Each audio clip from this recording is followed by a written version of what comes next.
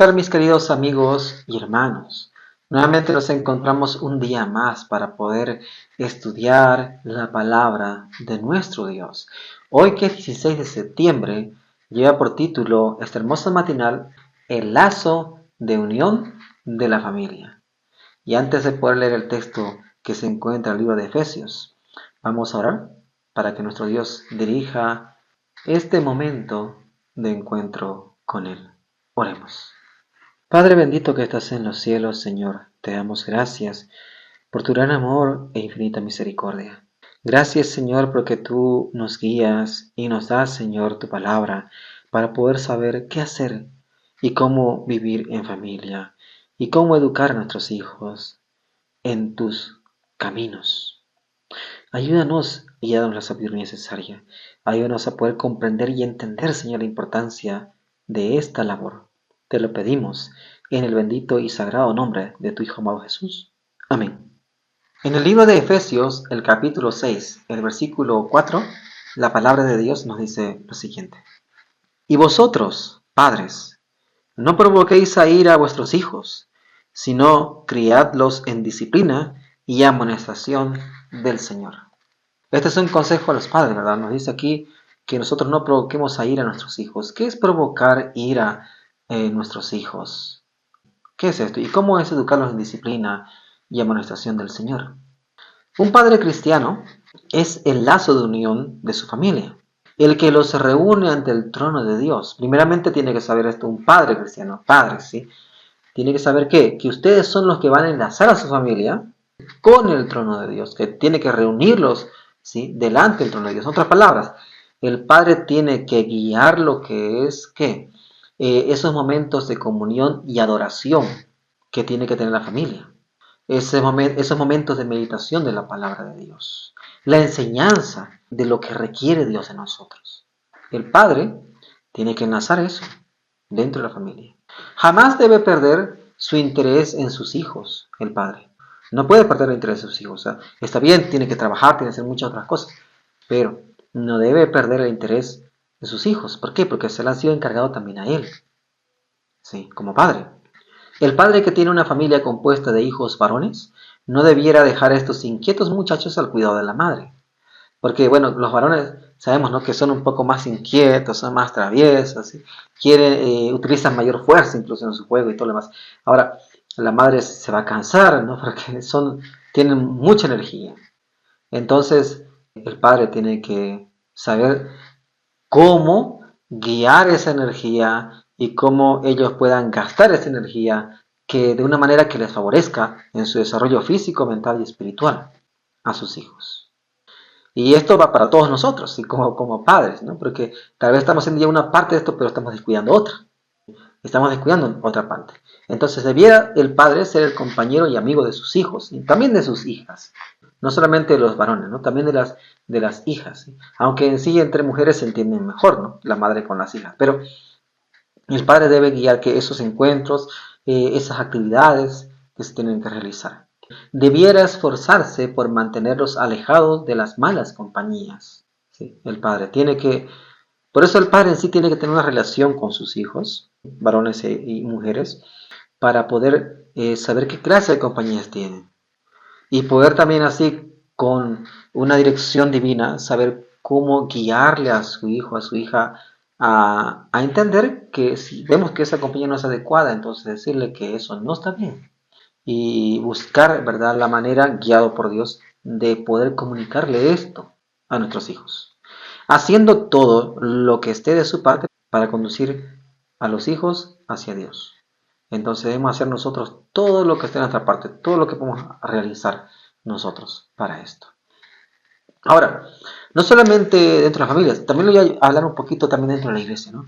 También los líderes, los pastores, tienen que tener en cuenta una cosa. Cuando se elige a un líder, un pastor, si un anciano, un pastor o diáconos, ¿es por qué? Porque se ha visto que tiene una buena dirección en su familia, entonces lo va a hacer también bien dentro de la iglesia. Y claramente, aunque no son padres de esos jóvenes así biológicamente, pero sí son padres espiritualmente, tanto el pastor, los ancianos, diáconos, ¿sí?, son padres espirituales que también deben saber cómo poder desenvolver un programa en el cual estos muchachos no gasten su energía de una manera inadecuada y no lleguen a también gastar la energía mental o su desarrollo cognitivo adquiriendo algo o un conocimiento que no les sirva, o un pensamiento filosófico que sea contrario a la verdad. Tanto también así como un ejercicio físico que en vez de ayudarle lo vaya a lastimar. Entonces, también, también allí dentro de la iglesia tienen que saber cómo guiar, cómo poder hacer que esas energías se gasten de manera adecuada, de manera productiva, de esa forma. Ahora, cuando los hijos pierden el dominio propio y pronuncian palabras impetuosas, el silencio será más eficaz para promover el arrepentimiento que cualquier palabra que pudierais pronunciar. ¿Cómo? Si nuestros hijos expresan malas palabras que han aprendido afuera, o tal vez también lo han heredado esos impulsos, ¿no?, de nuestro mal carácter y más que lo que han aprendido por ahí, entonces nosotros debiéramos no gritarle, no responder de una mala forma, sino demostrarles con nuestro silencio, en nuestra actitud, en nuestro gesto, que eso no era correcto, que eso ha ofendido demasiado y que es una palabra, pero una palabra lastima mucho y que ellos puedan entender eso. Luego ya podremos hablar con ellos.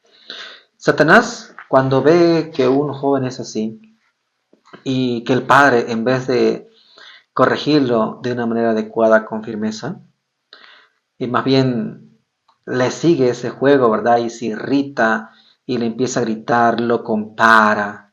Como dijimos, no le grita con palabras coléricas y ásperas, hace comparaciones duras en contra de su hijo, de su hija, ¿sí? O tal vez va incluso ya a la violencia, pues va a terminar irritando a su hijo y hacerle pensar o sea, que de nada va a servir eso, ¿no? Y que de nada también sirve que su padre vaya a la iglesia o tenga un cargo o enseñe cosas buenas, ¿no?, a otros tal vez, pero no lo hace. Entonces, el hijo, o sea, prácticamente se va a alejar, va a alejarse, va a tener miedo, ya no va a querer compartir nada, no va a tener confianza. Y como dijimos, se va a alejar, va a cerrarse, va a volverse rebelde. Por eso, o sea, el padre debe saber manejar esas situaciones. Por eso también estamos diciendo aquí que tiene que pedir por eso la ayuda de Dios. Y aquí está, o sea, el manual también, para nosotros poder guiarnos. Por eso, o sea, nos dice aquí Colosenses 3:21, no irritéis a vuestros hijos para que no se hagan de poco ánimo. Eso nos dice en Colosenses 3:21. Padres, dice, no irriten a sus hijos para que no se hagan de poco ánimo, o sea, contra ustedes, ¿no? Que sean igualmente ellos irritables y ya ni siquiera quieran compartir nada. Que vuestra serenidad les ayude a recuperar la debida actitud mental. Y esto es algo que tenemos que aprender todos nosotros, porque mayormente los padres. Porque siempre que tenemos esa tendencia como padres, como varones, ¿no?, a que pues nos hagan caso, ¿no? Y no sabemos muchas veces cómo reaccionar. Queremos reaccionar de la mejor manera, pero pues terminamos reaccionando mal.